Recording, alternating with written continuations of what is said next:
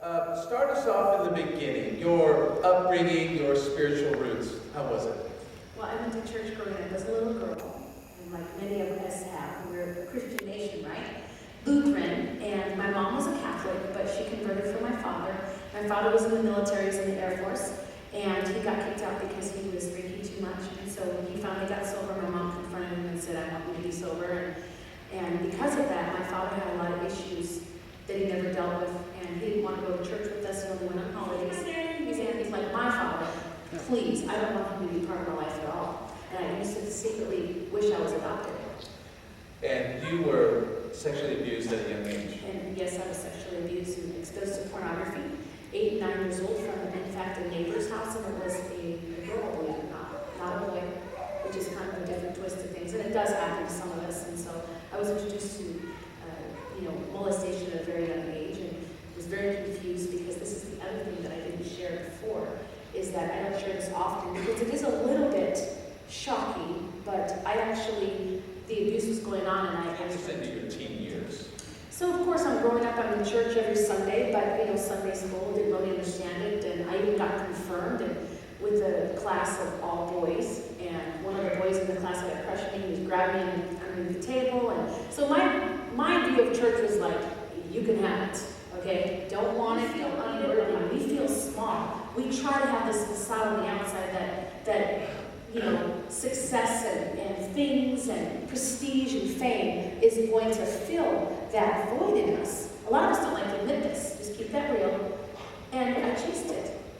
I saw a mirage in the desert and I chased it, not knowing every single phrase. Hold on. Hey, can I put your glasses on? Those are Gucci, aren't they? The only time I've ever seen those is in an ad on television. So I'm just completely enamored by these men. And my girlfriend that was with me, she starts dating one of the guys. He actually gives her this huge diamond, and I was like, that's fake, go get it checked. There's no way that that's real. And she proceeded to go to the jeweler and get it checked. It was real. And I told her, listen, if it doesn't work out, just get that ring. Listen, I'm a fan of Marilyn Monroe, and I say diamonds are a girl's best friend. So, get the ring, girl. And she actually liked the guy. Was he a pimp? She didn't know, I didn't know. And they claimed that they were businessmen, astute, wealthy businessmen, had a car business, had a real estate, many abortions, and I'm not proud, and I do not brag, but I had a lot of fear having a child because I was pregnant by my ex-dad. I did not want to bring a baby into this world, into the sex trafficking world. And it was a very selfish decision at the same time because I didn't think I could escape him and raise my child. And I always knew that if I did have my babies with him, that he would hunt me down. Cancer as well. I did. I came down with Hodgkin's lymphoma after I left my first pimp, and I got with another man who was just as abusive. And we tend to just repeat our behaviors because we think we can fix everyone, and we think for some reason that if we change, the way we treat the other people, that they're gonna change for us miraculously or magically. But it never happened. And cancer came into my life. I had post-traumatic stress disorder severely, and I had Hodgkin's lymphoma. I lost all my hair. For 2 years I battled cancer, radiation therapy, chemotherapy. I was working as a full-time call girl, which is a prostitute. Drugs came into the picture eventually for you. Because of the cancer, I started doing pills because my cancer doctor gave me painkillers, and I was against pills my whole life. Never done drugs before, and so the first Lord tap that I ever took, I remember taking that, and I was like, about half an hour into it, I was like, whoa, what is this? I feel like 100% brand new. Felt like I was 18 again, and at this point I was 26. Tell us about the day you found out. Well, the day that I finally came to Christ, it was way further down the line. It was 16 years after I first started working as a prostitute. I quit after the first 10 or 11 years, I started doing drugs really heavy, and I met this guy, and he rescued me out of the industry. But he was a Buddhist, and he was Japanese, and I loved him, and he rescued me out. But I didn't have Christ, and I worship the corporate world now. I learned a new trade with working in the corporate America with cars, and I started to collect the things that I had lost with my pen. All the money that I had taken from it, all the houses and all the cars and all the jewelry was gone, and so I started new. But we had a house on the golf course, and we had beautiful cars in our garage. We had a flourishing business, and one day, 3 years into it, it went totally dead. We made a bad business deal with someone, and we lost everything almost overnight. And we lost our house, we lost our cars. I sold my Lexus for drugs to get high. I started doing cocaine so heavy at this point, started going back down the street, because we always return to the vomit, okay? When we figure out it doesn't work, we go back to what we know.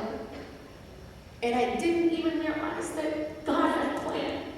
And I didn't know that God loved me. And I went back down to that strip, and I started turning tricks again. I started making money from my drug habit, and I started to smoke cocaine at this point. I started rocking it out myself. I used to laugh at crack addicts. I used to think that they were the lowest of the low. Oh, come on, you toothless crack addict. Haha, look at you, looking for the rocks on the floor. But let me tell you something. I was on that floor looking for those rocks because I just wanted the pain to go away. I wanted my life to erase. I wanted to start new, and I didn't know any way out. I hated my father. I hated my parents and what they had done to me. I didn't want to, do anything right because I felt so wrong inside. You cannot make right choices when you feel so bad about yourself. See, Christ was my key, and I didn't know I was locked up in a cage. And those bars were invisible to everyone else, but to me, I could see them, and there was no way out. But my only way I could fly was to get high. I could kind of sneak through the bars. I was still there, but my soul could leave for a little while. And so that night, I just thought, I just want to erase it all. I just want to get so high that I don't even know I'm in this cage anymore, that I'm free, that I'm flying, that I'm just away from this pain. And I took that hit, and I felt like a heart attack. And I saw myself in this coffin. It was so dark. It was like this terrible funeral of my life passing before my eyes. And my parents that really, really didn't understand or even know what I was doing, Pastor Shane, they did not know about my lifestyle. They were at my coffin, and my mom's just crying. And my dad's like wiping his tears and blowing his nose, and she was just a prostitute, and we didn't know. Had we known, we might have helped her. And I just instinctively started saying, Jesus. Jesus. The name above every name. And in my spirit, I bowed to him and said, Lord, forgive me for everything I've done. I don't know if you're real, but right now, I need you. Come to me and save me. I don't want to die. I instinctively knew I was dying. I knew for sure that if I did die, then that was my funeral. And I didn't know if I was going to heaven or not. And so that moment, I truly believe he just went whoosh, and he came down, and he held me in his arms. And as I went to the hospital, I was holding on to the EMT's hand, and I was cranking on her hand so hard that her hand's almost bleeding with my nails. And the doctor came to me in the hospital and said, you did so many drugs, I don't even understand how you're here right now, but lady, I do know one thing, God must be with you. And I knew that Jesus and my parent had knew it. And changed me. You grew in your faith. I sure did. Read your Bible. I did, and I noticed in my Bible that Jesus hung out with women like me.